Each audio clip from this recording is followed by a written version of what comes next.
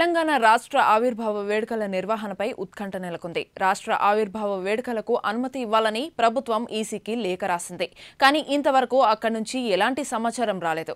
ఆవిర్భావ వేడుకలపై ఈసీ నిర్ణయం ఎలా ఉంటుందోనని అధికార యంత్రాంగం టెన్షన్ పడుతోంది. సెలబ్రేషన్స్ కి గ్రీన్ సిగ్నల్ ఇస్తుందా లేక షరతులతో కూడిన అనుమతి ఇస్తుందా అని అధికారులు ఆరా తీస్తున్నారు.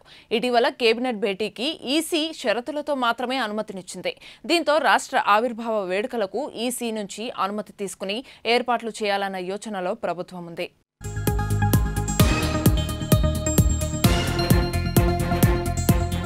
దేశవ్యాప్తంగా 7 దశలుగా జరుగుతున్న లోక్సభ ఎన్నికల పోలింగ్ జూన్ 1తో ముగియనుంది.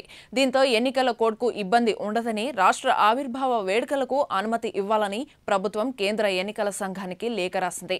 కానీ ఇప్పటి వరకు అక్కడి నుంచి ఎలాంటి రెస్పాన్స్ రాలేదు.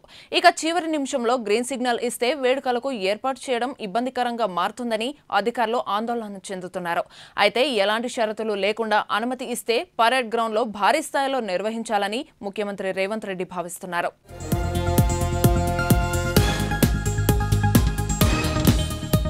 రాష్ట్ర ఆవిర్భావ వేడుకలను ఈసారి వినూత్నంగా నిర్వహించాలని సీఎం భావిస్తున్నారు. అందులో భాగంగా ఆయన తన ఇంట్లో తెలంగాణ ఉద్యమకారులు, మేధావులు, నిపుణులతో ప్రత్యేకంగా సమావేశమవుతున్నారు.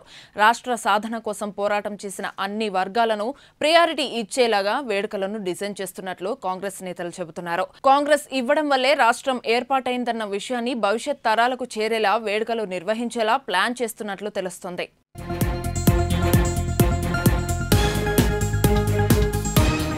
ఇక ఆఖరి దశలో ఢిల్లీలో లోక్సభ ఎన్నికలు జరుగుతున్నాయి. అక్కడ ఎన్నికల ప్రచారం చేసేందుకు సీఎం రేవంత్ రెడ్డి వెళ్లనున్నారు. అంతకంటే ముందే సోనియా గాంధీని కలిసి తెలంగాణ ఆవిర్భావ వేడుకలకు ప్రత్యేక అతిథిగా రావాలని ఆహ్వానించనున్నట్లు తెలుస్తుంది. ఆమె అంగీకరిస్తే పరేడ్ గ్రౌండ్లో భారీ బహిరంగ సభ నిర్వహించే యోచనలో ప్రభుత్వం ఉన్నట్లు తెలుస్తుంది. అదే వేదిక నుంచే తెలంగాణ కోసం పోరాడిన వారిని సన్మానించేందుకు ప్రభుత్వం యంత్రాంగం ఏర్పాట్లు చేస్తుంది.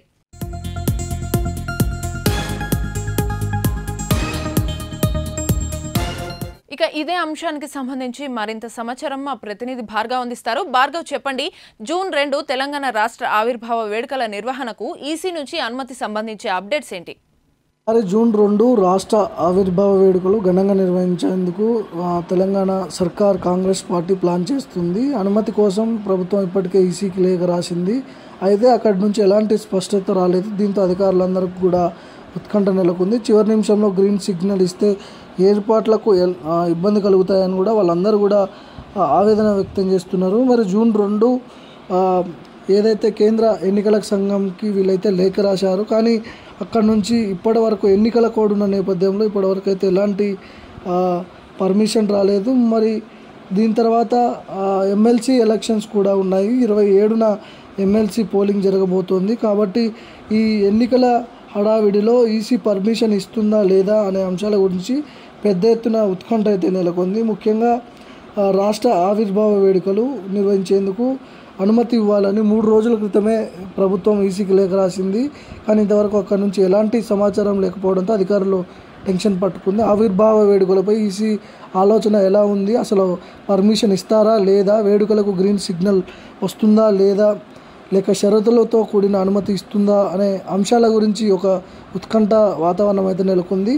ముఖ్యంగా ఇటీవల కేబినెట్ భేటీకి ఈసీ అనుమతి ఇవ్వకపోవడంతో మంత్రివర్గం కూడా పోస్ట్పోన్ అయింది. సమావేశం వాయిదా పడిన విషయం అందరూ కూడా తెలిసింది. దీంతో రాష్ట్ర ఆవిర్భావ వేడుకలు ఈసీ నుంచి క్లియరెన్స్ తీసుకొని ఏర్పాట్లు చేయాలన్న యోచనలో ప్రభుత్వం ఉంది.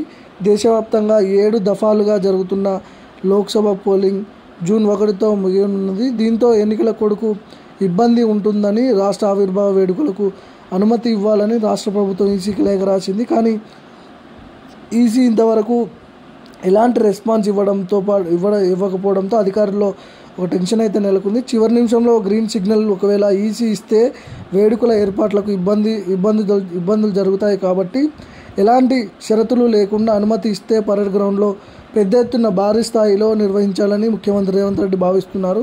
ఈసారి రాష్ట్ర ఆవిర్భావ వేడుకలను వినూత్నంగా నిర్వహించాలని ముఖ్యమంత్రి భావిస్తున్నారు. అందులో భాగంగా ఆయన తన ఇంట్లో తెలంగాణ ఉద్యమకారులు, మేధావులు, నిపుణులతో ప్రత్యేకంగా సమావేశమయ్యారు. తెలంగాణ కోసం ఎవరైతే పోరాటం చేశారో గతంలో తెలంగాణ తెలంగాణ ఉద్యమంలో ప్రాణాలు అర్పించినటువంటి కుటుంబాలు కావచ్చు, శంకరమ్మ లాంటి వాళ్ళు కావచ్చు, శంకరాచారి అంటే ఎవరైతే శ్రీకాంతాచారి తల్లి కావచ్చు, వీళ్ళందరినీ కూడా ఇందులో ముఖ్యంగా కీ రోల్గా కనిపించే అవకాశం ఉంటుంది. కాబట్టి గతంలో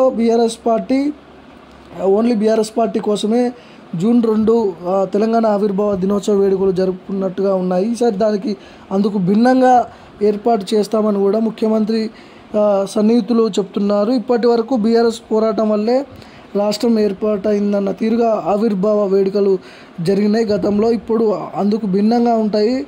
రాష్ట్ర సాధన కోసం పోరాటం చేసిన అన్ని వర్గాలకు ప్రయారిటీ ఇచ్చేలా వేడుకలను డిజైన్ చేస్తున్నట్టు కూడా కాంగ్రెస్ పార్టీకి చెందిన ఒక సీనియర్ లీడర్ చెప్పాడు.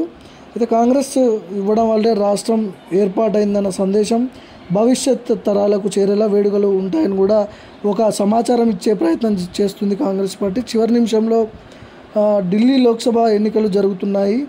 అక్కడ ఎన్నికల ప్రచారం చేసేందుకు సీఎం రేవంత్ రెడ్డి వెళ్ళున్నారు. అంతకంటే ముందు సోనియా గాంధీని కలిసి తెలంగాణ ఆవిర్భావ వేడుకలకు ప్రత్యేక అతిథిగా రావాలని ఆహ్వానించనున్నట్లు తెలుస్తోంది. ఆమె వచ్చేందుకు అంగీకరిస్తే పరేడ్ గ్రౌండ్లో దాదాపు 30,000 మందితో బహిరంగ సభ నిర్వహించాలని సీఎం భావిస్తున్నట్లు సమాచారం. ఆ వేదిక నుంచే తెలంగాణ కోసం పోరాడిన వారిని సన్మానించే అవకాశం ఉంది. ముఖ్యంగా జూన్ 2 తెలంగాణ అవతరణ దినోత్సవం అంటే ముఖ్యంగా తెలంగాణ కోసం పాటుపడ్డటువంటి ఉద్యమకారులు కావచ్చు, అమరులైనటువంటి కుటుంబాలు కావచ్చు,